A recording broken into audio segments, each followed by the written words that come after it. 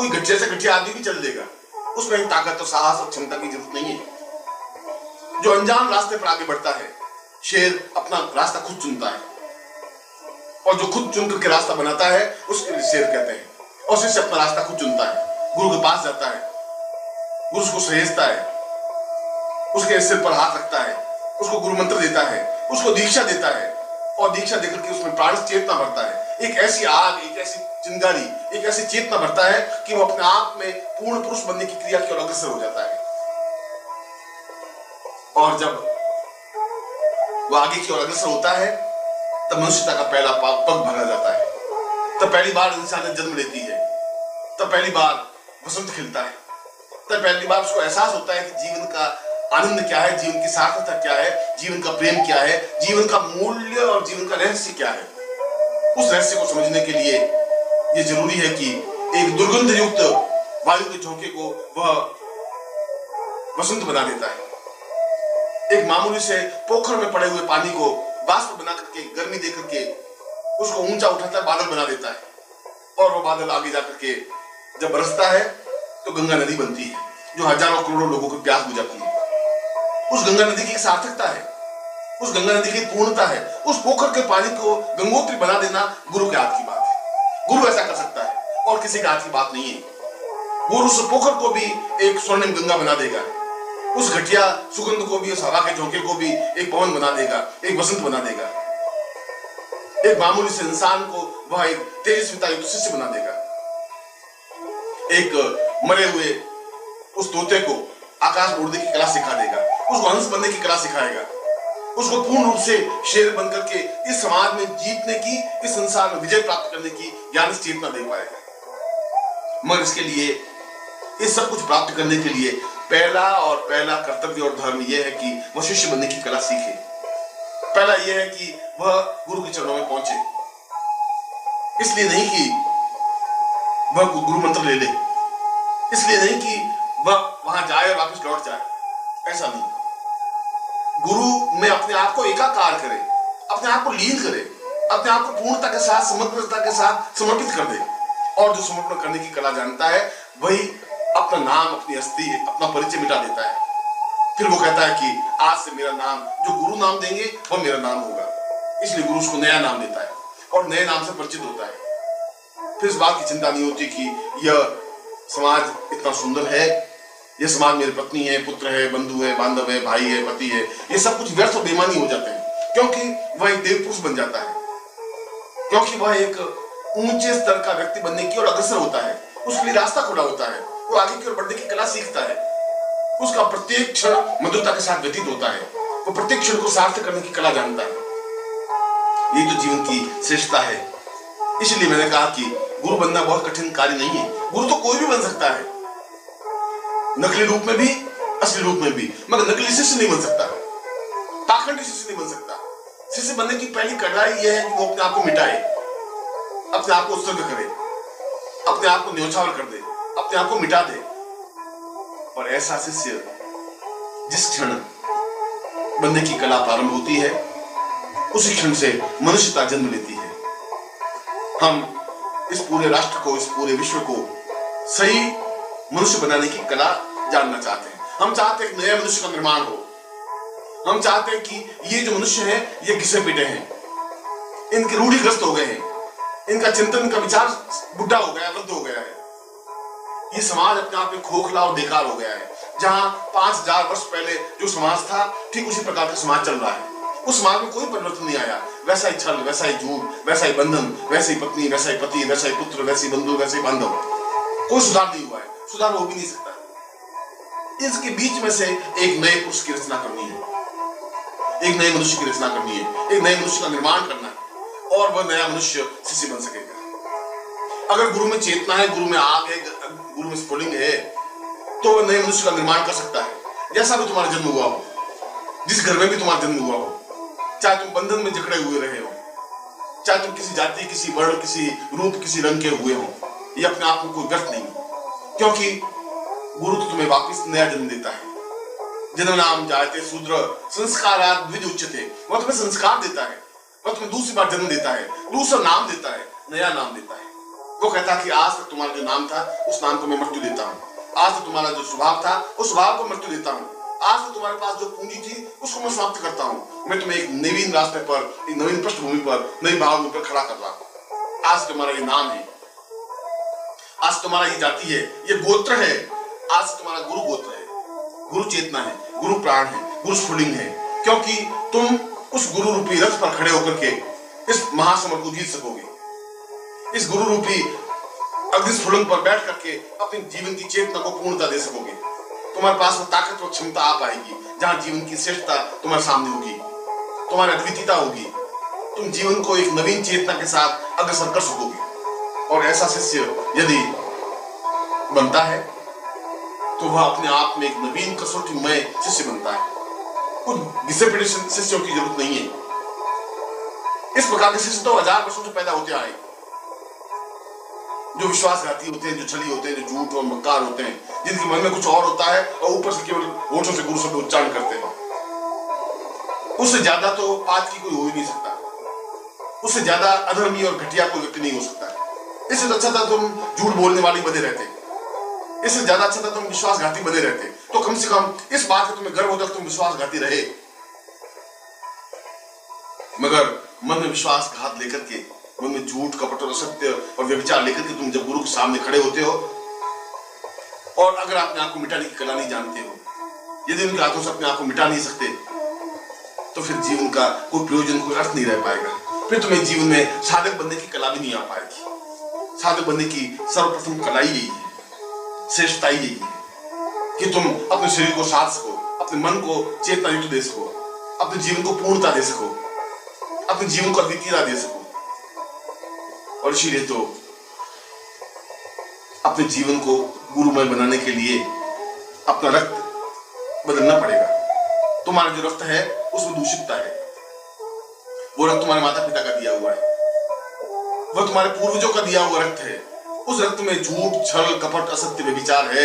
इसलिए बार बार तुम्हारी बुद्धि तुम पर हावी होती है, बार बार तुम सही रास्ते पर खड़े होते हो और बार बार तुम वापस उसी भ्रम जाल में उलझते हो।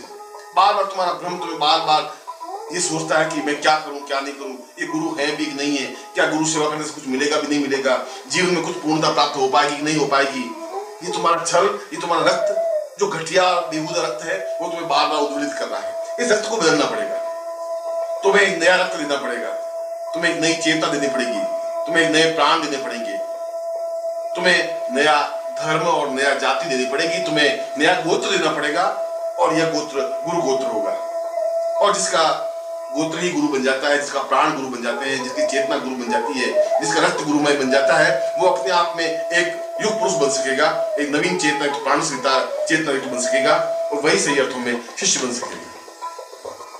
और इसीलिए देवोपनिषद में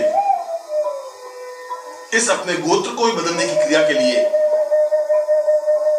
कुछ विशेष श्लोकों की रचना हुई है, जिनका नित्य श्रवण करने से अपने आप शरीर में एक परिवर्तन आने लग जाता है, अपने आप शरीर में एक तेजस्विता आने लग जाती है, अपने आप शरीर में एक चेतना आने लग जाती है, एहसास होने लग जाता है कि मेरे जीवन की पूर्णता, कुछ मेरे चेहरे पर चमक आई है, ओज आया है, मेरी आंखों में एक नई चमक, नई प्राण चेतना आई है। इसलिए तो इन श्लोकों को अपने आप में महत्वपूर्ण श्लोक कहा गया है। इस श्लोकों का नित्य श्रवण करना ही जीवन की श्रेष्ठता की ओर अग्रसर होना है। यदि सही अर्थों में शिष्य बनना है तो सही अर्थों में शिष्य बनना ही है, गुरु के समीप जाना ही है, गुरु के प्राणों से एकाकार होना ही है, अपने आप को पूर्ण रूप से समर्पित करना ही है। और इन देवोपनिषद में स्पष्ट किए हुए इन श्लोकों को नित्य जो श्रवण करता है, सुनता है, अपने आप घर का वातावरण, उसके प्राणों का वातावरण, उसके हृदय का वातावरण, उसकी चेतना का वातावरण एक नए ढंग से निर्मित होती है। मैं उन्हीं श्लोकों को आपके सामने स्पष्ट कर रहा हूं, जिनको नित्य घर में सुनना जीवन का सौभाग्य कहा जाता है, और जिन श्लोकों को मैं पहली बार स्पष्ट कर रहा हूं, क्योंकि देवोपनिषद तो अपने आप में एक अद्वितीय उपनिषद है, जिसका श्रवण करना, सुनना ही जीवन की सौभाग्य माना गया है। मैं उन श्लोकों को आपके सामने स्पष्ट कर रहा हूं। पूर्वं वदेन्यं वदतं सरेतं श्रीमान् नरेशं वै परेशम् गुरुर्वै प्रणम्यं सदैवं प्रणम्यं गुरुर्वै नमामि अचिन्त्य रूपं भवनेकरूपं प्राणोच्छ्वासं प्रहितं सदैव आत्मा स्वरूपम् अपरेयजेयं गुरुर्वं नमामि न जानामि पूर्वं न मन्त्रं न तन्त्रं न योगं न क्षेमं पुरुषं वरेण्यं न जानामि वित्तं प्रहितं प्रदेयं गुरुर्वै नमामि सनाथो न चिन्त्यं च ब्रह्मं स्वरूपं विष्णुश्च रुद्रं सहितं सदैव ज्ञानेव मूर्तवदतं भवनित्यरूपं गुरुर्वं नमामि अहोभावरूपं महिशान्तरूपं शान्तस्वरूपं विष्णुस्वरूपं चैतन्यरूपं परं मदेवं गुरुर्वै नमामि आहारूपनित्यं भवोच्छावनित्यं सहेत्थाननित्यं भवतं सदेय अपारो परे पूर्वमदेव नित्यं गुरुर्वै नमामि सनेत्रो सदा पूर्णमदैव तुल्यं ज्ञानश्च पूर्णं सहितं वदामि पूर्णैः सदा पूर्णमदैव रूपं गुरुर्वै नमामि अहोभावनित्यं महोभावनित्यं प्राणस्वरूपं चैतन्यरूपं ब्रह्मस्वरूपं ब्रह्माण्डरूपं गुरुर्वै नमामि अक्षो सतां सूर्य सदैव नित्यं प्राणोच्छ्वासं प्रतं प्रदैव सचिन्त्यरूपं सवितं सदेयं गुरुर्वै नमामि सधेनुर्वतां सूर्य सदैव रूपं इन्द्रोवतां यक्ष कुबेर पूर्वं ज्ञानोच्छ्वासं ब्रह्मस्वरूपं गुरुर्वै नमामि बाहुस्त्वमेवं प्राणस्त्वमेवं चैतन्यरूपम् आत्मा त्वमेवं देहत्वमेवं सर्वस्य रूपं गुरुर्वै नमामि सहो शान्तरूपं अहो भ्रान्तरूपं सदीर्घो वतांसावहितं वदेन्यं चिन्त्यं अचिन्त्यं अमितं अरेरं गुरुर्वै नमामि प्रणम्यं सदैव नमामि वनित्यम् आजानुरूपं भवतः स्वरूपं गुरुर्वै नमामि। और जो नित्य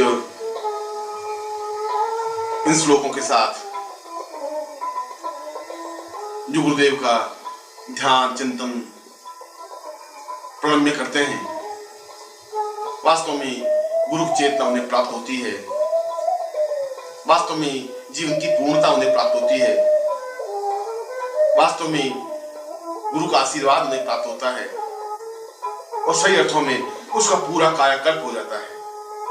उसकी नवीन प्राण चेतना, नवीन ज्ञान चेतना, नवीन धर्म चेतना, नवीन आध्यात्मिक चेतना प्राप्त होने लग जाती है और वह सही अर्थों में पूर्ण शिष्यत्व बन करके अपने जीवन को पूर्णत्व की ओर अग्रसर कर देता है।